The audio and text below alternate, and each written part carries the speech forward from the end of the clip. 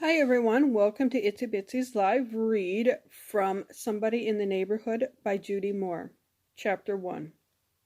Dawn prodded, pushed, and caroled her mother to show her the photograph. She had to see it. She couldn't explain why. Finally she succeeded and immediately wished she hadn't. Her aunt's body lay face down in the sand, her blonde hair so clotted with blood that you couldn't tell what color it was.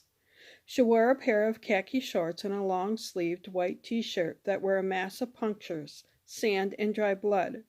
Her arms were outstretched, her fingers digging into the sand as if she was trying to crawl away. One of her sandals had fallen off, and a strand of seaweed wrapped around her bare foot. Dawn had quickly looked away, wishing she could ease from her brain that awful image of her beautiful aunt. She had tried ever since not to think of that horrible scene on the beach, but her mind kept going there. They learned right away that her aunt's death wasn't the first one at night on the beach. 3 months earlier, a young cashier at a grocery store was also found clubbed on the head and stabbed multiple times. The newspaper said she had been known to jog on the beach at night. The police were focusing on a group of homeless men who lived in an encampment behind some sand dunes in a mangrove nearby, but there hadn't been any arrests yet. Dawn loved her Aunt Amy dearly, though she hadn't seen her in 2 years, not since her aunt moved to South Florida. Amy was her mother's younger sister, her only sibling, and was actually closer to Dawn's age than to her mother's. So they'd always been close. Amy was a free spirit, a flower child from a new generation, who had enchanted Dawn for as long as she could remember. Amy took Dawn to her first rock concert, a reunion tour of the Moody Blues, showed her how to make love beads and feather earrings, and taught her how to create beautiful batik prints and colorful tie-dye shirts.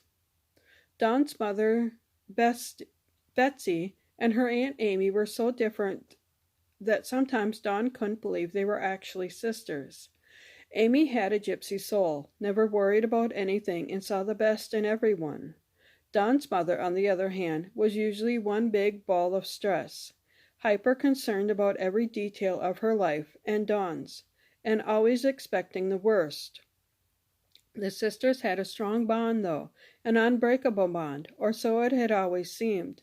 But something happened between them, some kind of falling out, and Amy suddenly moved 1,000 miles away with only a brief goodbye and no explanation. Dawn kept in touch through emails, texts, and Christmas and birthday cards, but the responses from her aunt were brief, and she hadn't been back to Ohio to visit. Dawn's mother refused to talk about it, absolutely refused, no matter how much Dawn questioned her. And when she asked her father, he'd become uncomfortable and immediately direct her back to her mother. Her parents had flown immediately to South Florida to identify the body and talk to the police, but they had trouble getting information from them. The police just kept saying the case was under investigation and wouldn't give any details. It was so frustrating. Her parents also made a courtesy visit to Amy's house looking for paperwork they would need to settle her estate, bills, insurance policies, tax information, and other documents to take back to Ohio with them. Search as they might, though, they couldn't find a will, so Amy died in state with everything going to her closest relative, Dawn's mother, Betsy Anderson. Dawn's father drove Amy's Volkswagen Beetle back to Ohio, and Dawn picked up her mother at the airport. Somehow her mother had managed to keep her grief under control in Florida, but the moment she got back to Columbus, she absolutely crumbled. Though devastated herself, Dawn pushed her own sorrow aside to comfort her mother, who had immediately gone to bed and didn't get out of it for 4 days. Dawn thought she might have to be checked into some kind of facility. She feared her aunt's death had sent her mother's fraught nerves over the edge because she knew her mother's pain came not only from her sister's death, but from the guilt she had felt over their argument. Whoever thought there wouldn't be a time to patch it up?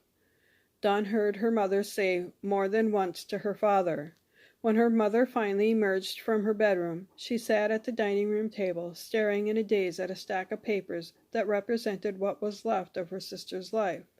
She complained over and over again about how much easier everything would have been if Amy had left her estate in better order.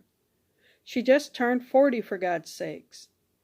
That's the age when you should be thinking about things like wills. But no, not Amy. Not carefree, irresponsible Amy. Then a tide of crimson would slowly sleep up her neck and envelope her face, the shame for criticizing her poor dead sister totally overwhelming her. She would burst into tears again. What was she doing out on the beach at night? Didn't she know how dangerous that could be? Dawn was suffering too. She never experienced the unexpected death of someone so close to her. It seemed unreal. She found it difficult to believe it actually happened. It felt like someone had punched her in the stomach so hard that she couldn't catch her breath, and then the numbness set in. She couldn't sleep, couldn't eat, and sometimes found herself sitting on the couch staring at nothing, in a daze, with no idea of how long she had been sitting there. She barely left her apartment except to check on her mother and drag herself to work, a place she found hard enough to go to under normal circumstances. During this ordeal, just being there felt unbearable. When the time came to go back to Florida to decide what to do with Amy's house and possessions, Dawn asked if she could go along. She missed her aunt, missed her vibe that always struck such a chord with Dawn. She felt an overpowering need to be in Amy's space, to absorb her energy, to feel close to her.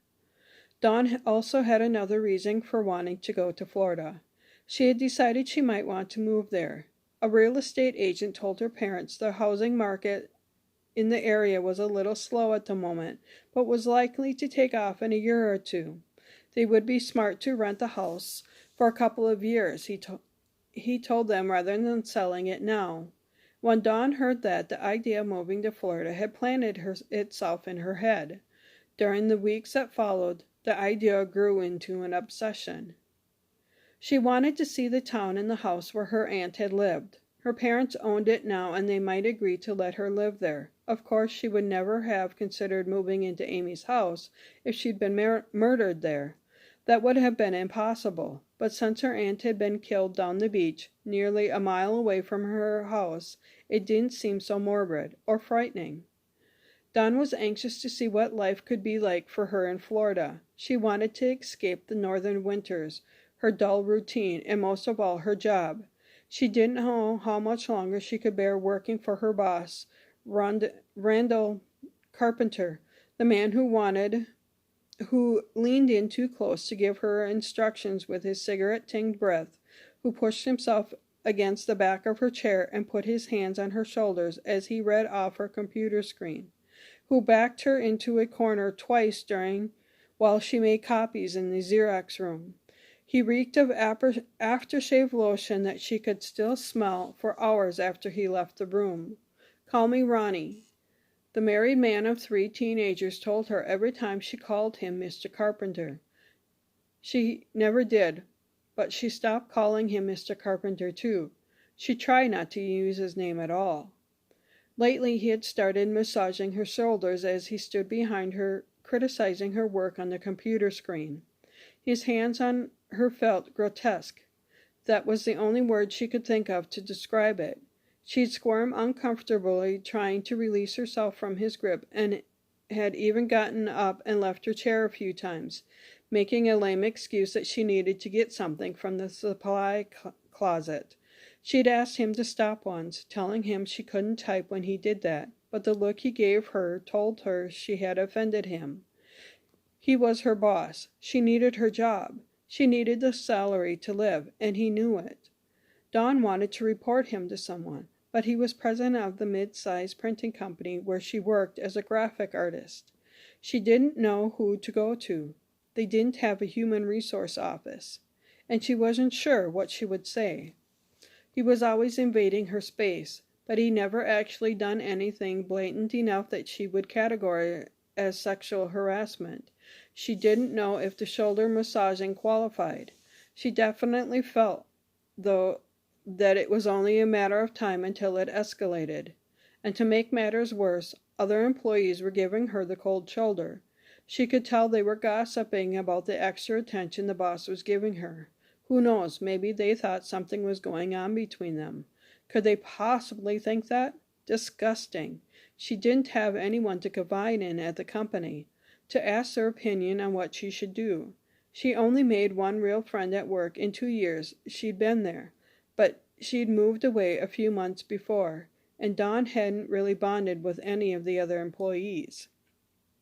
Besides her slimy boss, she loved her job and really loved the work. So lately she learned to just keep her eyes on the computer screen and concentrate on the designs she enjoyed creating so much. Most were for corporate annual reports, brochures, and flyers, and some were for election campaigns. They also produced a lot of publications for Ohio State, for many of its different colleges and sports teams. She was gaining so much valuable experience, but she was beginning to think, at what cost? For the first time in a while, she wished she and Luke were still together. He was so level-headed. He would have given her good advice. He would have been sensible and caring and listened to her. The problem was, he was a little too sensible, too passionless, and too straight for her tastes. The shelf life of their relationship had run its course in less than 2 years. And she couldn't tell her parents. God, no. Who knew what they would do? Her mother would probably march down to the office and tell him off in front of other employees. Just what she needed. And her father, well, her father would force her to quit. She didn't want to do that. Amy was the person she wished she could talk to. Amy would have given her good advice for her, if only she could have talked to Amy. Her boss wasn't happy about her taking time off to go to Florida, but she didn't care. If she had had her way, it wouldn't be long before she'd be kissing that job goodbye.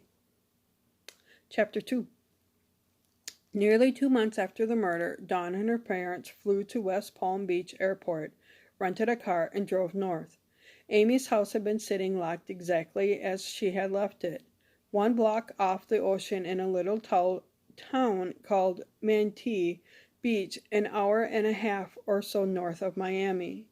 Dawn couldn't believe how warm it was for the end of March, 84 degrees. They just had a snowfall that night before in Columbus. As they drove along Highway A1A next to the beach, she rolled down her window and inhaled the salt air. Scanty-clad sunbathers scooted barefoot across the road in front of them, toting their surfboards and beach chairs. Dawn had spent only a few weeks of her life at the beach, but she absolutely adored it. She couldn't wait to feel the sand in her toes and the sun in her face. Watching the carefree sunbathers, she wondered why everyone didn't live this lifestyle. Why live in a big, congested cities, shoveling snow and freezing under undercoats when you could live like this? Before long, they pulled off A1A onto her aunt's street, Coral Street, a small cul-de-sac not attached to any larger neighborhood, with only 6 homes on it. Coconut palms, orange trees, and hibiscus hedges filled the yards. She studied the houses. All were older, and each, thankfully, had a different South Florida design. No cookie cutter here. Most cement block, one in bright turquoise and another in a kind of peach. Colors you'd never see on a house up north. They all had a weathered look about them. She guessed both from their age and the steady wind blowing off the ocean just a block away. 2 were even 2-story, which her father said was a rarity for older houses in Florida. Thank you for listening to this portion.